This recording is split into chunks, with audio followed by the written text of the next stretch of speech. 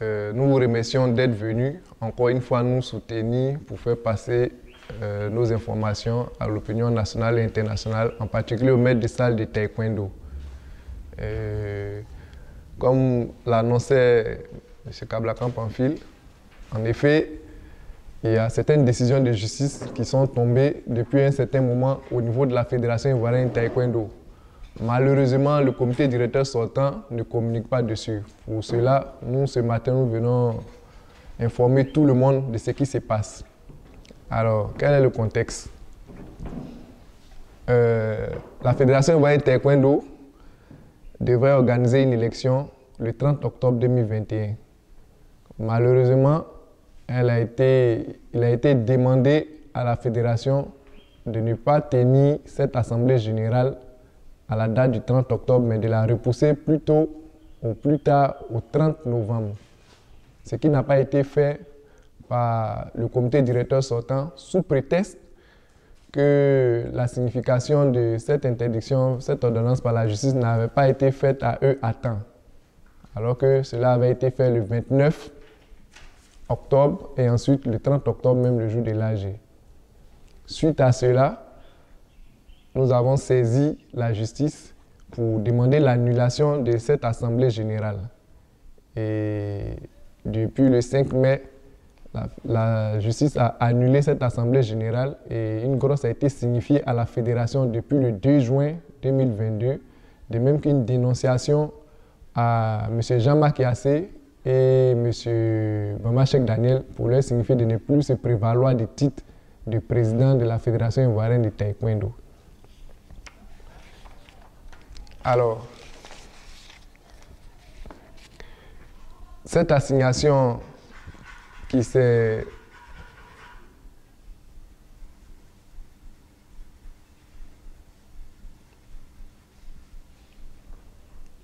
Cette assignation qui a permis l'annulation de l'AG suite au débat contradictoire a été confirmée par une grosse que nous avons signifié, comme je vous l'ai dit tout à l'heure, depuis le 2 octobre. Cela signifie qu'aujourd'hui, à la tête de la fédération, il n'y a pas de président.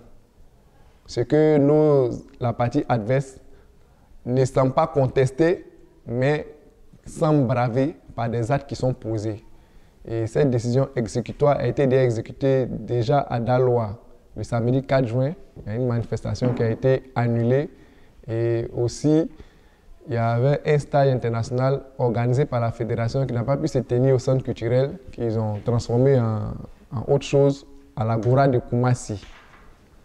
Fort de tout cela, nous tenons à informer l'opinion nationale, les taekwondoïnes, du fait qu'il y a une décision de justice qui est sortie, qui a annulé l'Assemblée générale du 30 octobre 2021, de même que toutes les résolutions qui sont prises. La première qui découle, c'est que M. Jean-Marc Yassé n'est plus le président de la fédération, de même que M. Bamba Cheikh Daniel. Toute activité ne peut se tenir sous leur égide. Pour cela, nous demandons aux taekwondoïnes de rester calmes et d'attendre la suite des décisions judiciaires jusqu'à ce qu'on mette un organisme en place pour régler les affaires courantes. Et malheureusement, nous entendons de la part des membres du camp adverse que cette décision de justice, ils peuvent l'outrepasser parce qu'ils sont soutenus, selon eux, par des hommes politiques. Et nous ne pensons pas que la politique daigne se mêler de cette affaire. C'est une affaire judiciaire. Nous sommes dans le prolongement de nos tests, de nos statuts et règlements intérieurs qui stipulent que lorsque, au niveau du ministère des Sports, nous n'avons pas pu trouver de solution, c'est le tribunal de première instance qui est le dernier recours. Et c'est ce tribunal qui vient de donner cette décision-là. Je vous remercie.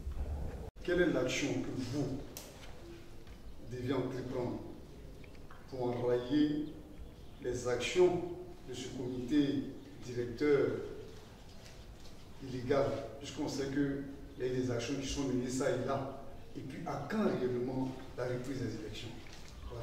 Je voudrais savoir, il n'y a plus de président de la fédération, donc comment c'est les affaires courantes?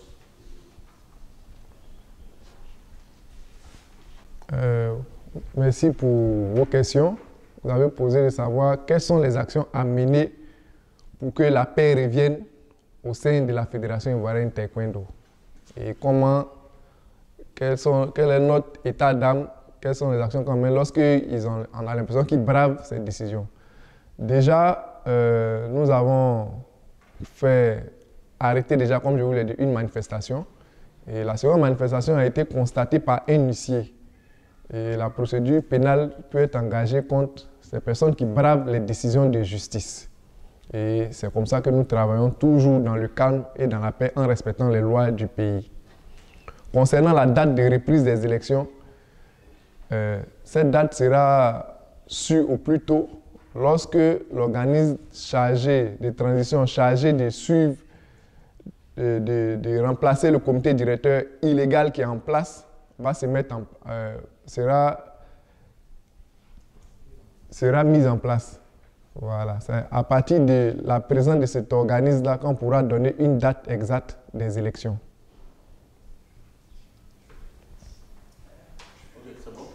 Pour l'heure, les clubs fonctionnent librement en leur sein, mais pas d'activité au niveau de la fédération. Ce que je peux vous dire sur cette question. Oui, monsieur. La partie adverse a déjà, c'est une décision de justice. Si la partie adverse a fait appel et vous, selon ce qui se passe sur le terrain, est-ce que vous avez l'impression que tout ce que vous faites avec la justice peut aboutir? Nous disons que la partie adverse, effectivement, a fait appel et nous pensons que ce que nous faisons avec la justice peut aboutir et aboutit déjà. Parce que vous vous rappelez bien, avant cette élection, on avait eu déjà une conférence de presse à Rubis où on avait demandé s'ils ne respectent pas, s'ils ne veulent pas dialoguer, qu'est-ce qu'on va faire? On avait dit que la justice ferait son travail. Et Dieu merci, aujourd'hui, la justice a donné des décisions qui doivent être appliquées et qui s'appliquent, même s'il y a des petits malins qui peut-être veulent user de mauvaise foi pour ne pas vouloir faire ce que la justice demande. Mais si nous avons l'information qu'il y a une activité qui veut se tenir quelque part avec M. Jean-Marc Gassé comme le président, automatiquement nous prenons les services compétents pour aller la faire arrêter et interpeller ceux qui agissent. Un organisme sera mis en place. Oui. Cet organisme, qui le met en place? Ça, c'est la première question. Maintenant, il y a beaucoup de nous que vous utilisez. Le nous, là, c'est qui? Le nous, c'est une formule de politesse. C'est qui est dans le nous? Mais quand on dit le nous, il y a un plaignant. Voilà. Quand je m'adresse à quelqu'un, je peux dire vous, mais ce n'est pas à plusieurs personnes que je parle. C'est une formule de politesse. C'est qui le plaignant? C'est moi le plaignant. Vous seul? Oui. Est-ce que vous seul, en tant que plaignant, vous avez la légitimité d'agir? Mais, vous seul? Bien sûr que moi seul, j'ai la légitimité d'agir comme chacun des autres personnes qui ont intérêt à agir. Pour agir, il faut avoir intérêt et il faut avoir la qualité.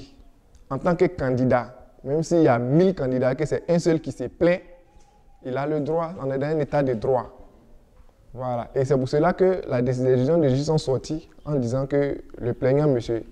Soumaoro, a raison de faire annuler l'Assemblée générale pour les raisons qu'il a évoquées. Et la fédération était à ces différentes réunions et procès avec son avocat. Ils sont bien informés de tout ce qui est sorti comme décision. Donc le nous, c'est une formule de politesse. Et si je dis le nous, en grosso modo, je peux dire ceux qui me portent, les clubs qui me soutiennent. Combien de clubs vous soutiennent? Je pense que tous les clubs me soutiennent. Et je les mets au défi, si c'est faux, quand on reprend les élections tout à l'heure, vous allez voir comment on va les étaler. Et c'est ce qui va se passer bientôt. On a combien de clubs en tout cas? Nous avons 250 clubs environ qui sont actifs à la date de l'élection de 2020. Okay. Vous étiez candidat? Bien sûr. Combien de fois? Mais puisque je ne suis pas allé à l'élection qui n'a pas eu lieu, je ne peux pas dire que j'ai eu un certain nombre de voix ou bien qu'une élection s'est déroulée. L'élection a eu lieu ou elle n'a pas eu lieu? L'élection est censée ne pas avoir eu lieu. Ce qui s'est passé, c'est ce qui ne devait pas être fait. La justice a... Oui. A-t-elle eu lieu ou pas? Bon, moi, je pense que légalement, l'élection n'a pas eu lieu, pour ma part. Détails sur les différentes décisions qui sont sorties. Bien sûr, avec les questions. Parce que, comme vous l'avez si bien résumé, c'est la suite logique de ce que des actions que nous avons commencées depuis avant l'élection. Voilà. Quand la justice dit qu'une élection ne doit pas avoir lieu, même si elle a eu lieu, elle est considérée nulle et de nul effet. Voilà. C'est pour cela qu'aujourd'hui, quand on passe les décisions de justice, la justice est en droit d'annuler une assemblée générale qui ne s'est pas tenue en tenant compte des normes et en tenant compte du fait qu'elle-même elle est ordonnée de la reporter. La première fois, la justice avait demandé de reporter l'assemblée générale. Ça n'a pas été reporté et elle s'est tenue. C'est pour ça que la justice vient annuler cette assemblée générale qui n'aurait pas dû se tenir puisqu'elle avait demandé qu'elle soit reportée. Donc cette assemblée générale a eu lieu quand? Elle a eu lieu le 30 octobre 2021. Oui. J'ai une question. Ouais, je crois qu'à cette élection, il y avait plusieurs candidats et certains candidats étaient dans votre posture. Je veux parler de Maître Zinon. Oui. Aujourd'hui, vous êtes seul à faire la conférence de presse. Avez-vous l'impression que vous êtes soutenu par tous ceux qui étaient dans votre cas? Je pense que tous les candidats qui n'ont pas pu participer à l'élection soutiennent notre cause.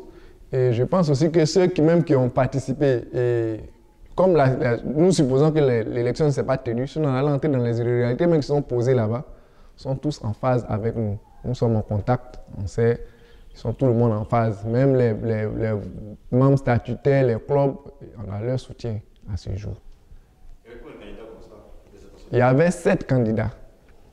Et je pense que c'est la mauvaise foi du bureau sortant qui fait que l'on se retrouve dans ce problème-là.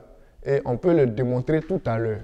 Parce que depuis que cette élection a commencé, chaque fois que nous avons été convoqués par le ministère ou le CNO pour s'asseoir pour discuter, ils ne sont jamais venus. Le CNO nous a demandé de leur écrire pour qu'ils se saisissent de l'affaire. On leur a écrit tous les autres candidats, sauf leur parti. Le CNO n'a pas pu intervenir. Le ministère des Sports nous a convoqués à plusieurs réunions. Tous les 7 candidats, les 6 qui étaient là, et jamais un membre du bureau sortant.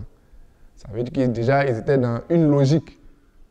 Donc, ce n'est pas aujourd'hui qu'ils rusent avec les clubs, avec les candidats, avec la justice. Et la signification qui a été faite le 29, qui font fi, sur laquelle ils se basent pour dire non, nous n'avons pas reçu, c'est faux. L'huissier a dit dans son document, que j'ai remis le document, et malheureusement, il a laissé des consignes à la secrétaire de ne pas en tenir compte. Et dans la décision de justice qui sont sorties, la justice dit que si tu laisses des consignes à quelqu'un de ne pas prendre un papier qu'on est venu te donner, ils n'en tiennent pas compte, tu es censé être informé. C'est la première mauvaise foi. Et quand ils ont été bloqués sur ce point, le deuxième argument qu'ils ont trouvé à dire, c'était de dire que Maître Moreau n'a pas la qualité pour agir parce qu'il n'est pas candidat. Attendez. Si le ridicule pouvait tuer, comment quelqu'un qui a participé à une élection dont la candidature a été retenue, reçue, qui a son bulletin de vote, son visage inscrit sur le bulletin de vote, n'est pas candidat? Ça veut dire que vous reconnaissez que vous avez été signifié et que maintenant vous cherchez autre chose à dire pour perdre le temps, pour faire du dilatoire. Il faut qu'on arrête la mauvaise foi. Quand on dit à M. Jean-Marc Yassé de ne plus se prévaloir de la qualité de président et qu'on organise une manifestation à Koumassi, où il va et on le salue comme le président. J'ai un article de journal ici où le journaliste, je crois que c'est le sport, mentionne que M. Jean-Marc Yassé est président de la fédération. Après que ça lui ait signifié de ne pas le faire, on se demande à quel jeu il joue. Soit c'est le journaliste qui ne sait pas, soit c'est M. Jean-Marc Yassé peut-être qui n'a pas informé, ou bien c'est eux qui abusent en le disant parce qu'ils n'ont pas l'information. C'est pour cela que nous tenons cette conférence de presse pour informer tous les journalistes, la presse nationale et internationale, tous les clubs, que M. Jean-Marc Yassé aujourd'hui n'a pas le droit de se prévaloir du titre de président de la fédération parce que la justice l'a débouté. Son assemblée générale est nulle et de nul effet. Lui, tout son bureau, tous les gens qu'ils ont nommés ne doivent plus travailler. Alors, moi j'ai une question. Est-ce que dans sa démarche-là, vous avez l'impression qu'il est soutenu par la tutelle? Dans sa démarche, nous disons, la tutelle n'a pas posé date disant qu'elle le soutient en tant que telle. La tutelle était présente à l'AG qui avait été interdite. Mais nous, ne pouvons pas parler à la place du ministère. Le ministère, dans nos tests, et le Comité national olympique sont des superviseurs de l'Assemblée générale. Malheureusement, le Comité national olympique n'était pas là parce qu'il n'a pas été invité pour les raisons peut-être que vous savez, il y avait toutes ces crises. Le ministère des Sports, son représentant qui est venu, il est venu sous l'invitation de son patron ou de lui-même. S'il est venu malgré l'élection, peut-être qu'il s'est dit qu'il n'a pas été informé, nous pensons qu'il a été informé. Nous pensons que ces agissements peuvent prêter à croire que le ministère peut-être les soutient, mais nous disons que le ministère des Sports ne peut pas aller contre le ministère de la Justice. Et aujourd'hui, contre le droit ivoirien, aujourd'hui, les convocations et les différentes assignations ont été transmises aussi au ministère des Sports, au Comité national olympique, au ministère de l'Intérieur, à tous les organismes pour qu'ils prennent leurs responsabilités pour régler cette crise-là définitivement. Voilà, nous demandons des élections libres, transparentes, équitables pour tous. Et en pareille circonstance, qui disent vos textes? Concernant En pareille circonstance, qui disent vos textes? Comme il y a un vide juridique, en pareille circonstance, nous sommes obligés de nous référer au Comité à la justice et au Comité national olympique qui est la fêtière de toutes les fédérations olympiques. Parce que c'est le Comité national olympique même qui valide toute toute élection d'une fédération olympique. Appel aboutissait. Qu'est-ce que vous allez faire? Bon, leur appel va aboutir ou pas. Ça sera difficile que ça aboutisse parce que ce pourquoi on les a déboutés est clair et net. Vous n'avez pas respecté l'ordonnance de justice de ne pas organiser l'élection. Vous avez outrepassé la décision de justice. Vous allez faire appel pour dire quoi? Maître, excusez-moi, ils ont été condamnés ou bien déboutés? Ils ont été, voici l'ordonnance, je le lis ici, statuant publiquement contradictoirement en matière civile et en premier ressort, rejette la fin de non-recevoir tirée du défaut de qualité pour agir soulevé en l'espèce. Déclare en conséquence M. Soumaoro Ibrahima recevable en son action. L'IDI, partiellement fondée, ordonne l'annulation de l'Assemblée générale et des élections à la présidence de la Fédération ivoirienne de taekwondo tenue le 30 octobre 2021. Ordonne l'exécution provisoire de la décision, mais les dépend à la charge de la Fédération ivoirienne de taekwondo, lui déclarant que cette signification lui est faite à toute fin utile que de droit. C'est plus que clair. D'accord. Ok, en fait, octobre 2021, Oui, on a juin 2022. oui. Tout ce temps-là, vous étiez où? Mais on était dans les procédures judiciaires. Ce n'est pas hier que la procédure a commencé. La procédure a commencé dès que l'élection est finie. On a commencé avant l'élection. Dès qu'ils ont fait l'élection, on allait porter plainte après leur simulacre d'élection. Et c'est les décisions qui viennent de sortir. Il y avait chaque fois des débats contradictoires entre eux et nous. Ce n'est pas aujourd'hui que la décision est sortie, ça fait suite depuis... La dernière décision date du 5 mai. Mais elle a été signifiée le 2 juin. C'est-à-dire qu'après ce procès le 5 mai où tout le monde était là, leur avocat, de même que notre avocat, la décision a été dite de l'Assemblée nationale a annulé cette information. Mais la procédure veut qu'il faut signifier la grosse à la partie qui a perdu. Donc c'est ce temps-là qui a fait jusqu'on s'est retrouvé au 2 juin. Ok, maintenant, ma dernière préoccupation, Oui. parlant de la structure qui doit gérer les affaires courantes. Tout à fait. Comme elle n'est pas encore mise en place, quel appel vous lancez à ceux qui devraient la mettre en place? Nous demandons à notre ministère de tutelle, encore une fois, que le ministère des Sports de se saisir du dossier. Nous demandons au Comité national olympique de se saisir du dossier, au ministère de la Justice, de mettre en place le plus tôt un organe ou une personne chargée d'organiser les élections en tenant compte des règles démocratiques. Je réponds encore ma question sur la présence de la tutelle. Oui. Comment il a justifié sa présence? Bon, Il dit qu'il était informé. nous n'avons pas posé cette question, mais Mais il dit quoi? Il était informé de la décision? il n'a rien dit.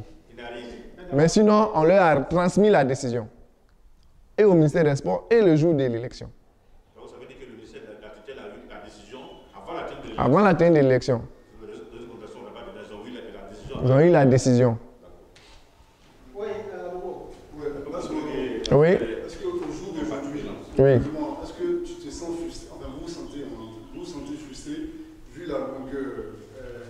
lenteur, le laxisme et tout ce qui s'ensuit. Ça, c'est un.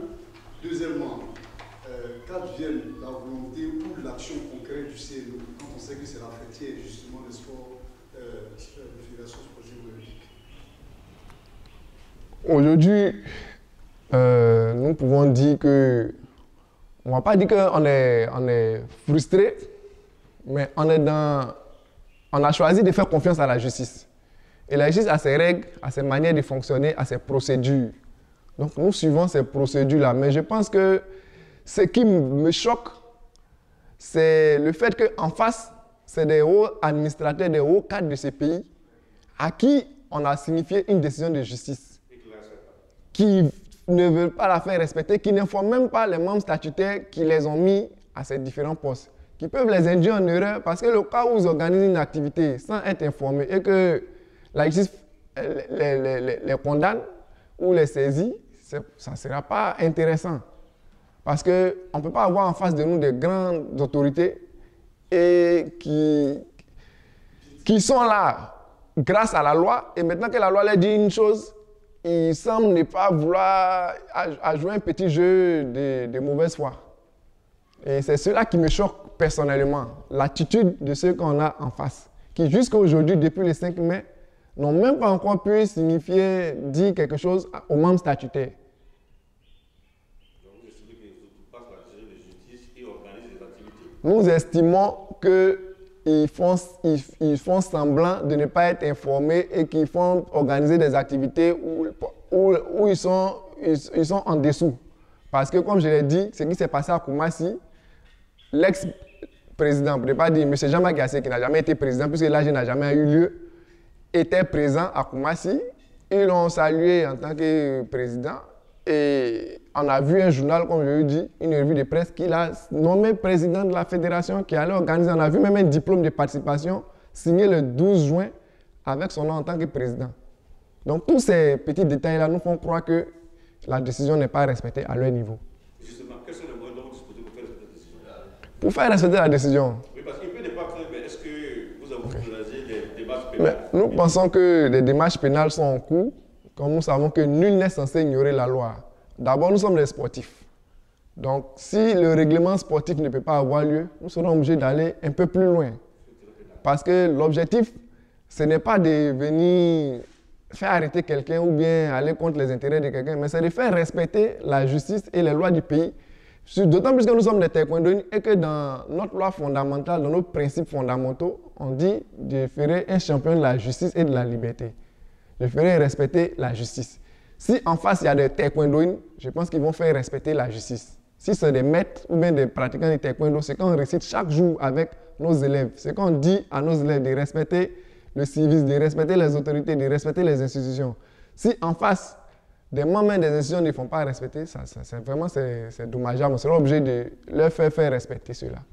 Ma deuxième question concernant l'attitude de laxisme qu'on ressent au niveau du CNO, qui doit prendre les choses en main, puis maintenant.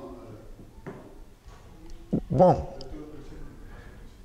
Le CNO, est-ce qu'il peut s'auto-saisir ou non? Je pense qu'à l'instant où nous sommes, dans la situation où nous sommes, je pense que le CNO peut s'auto-saisir.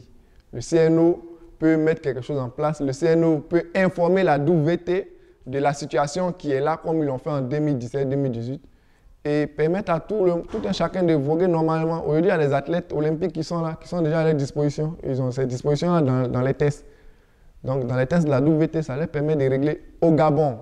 Le CNO a organisé l'élection du président au Gabon, du taekwondo. Il y avait une crise là-bas. C'est le CNO qui a géré de bout en bout jusqu'à ce qu'il y ait élection en 2021. Donc, le CNO est un organe un peu neutre qui n'est pas politique, qui permet même de régler ces genres de situations. Quand je répondis, au regard de tous ces clichés-là, comment vous entrevoyez l'avenir immédiat, puisqu'on sait qu'on rentre dans une année charnière 2023, oui, qui va s'ouvrir logiquement sur les JO à Paris? Mais nous pensons que nous sommes déjà à la fin du premier semestre 2021. Les JO sont encore pratiquement peut-être dans 2 ans. Il n'est jamais trop tard pour rendre justice. Et pour organiser une élection taekwondo, ça ne demande pas plusieurs années. C'est propre. Encore des questions? Non, ça va. D'accord, sur le public, c'est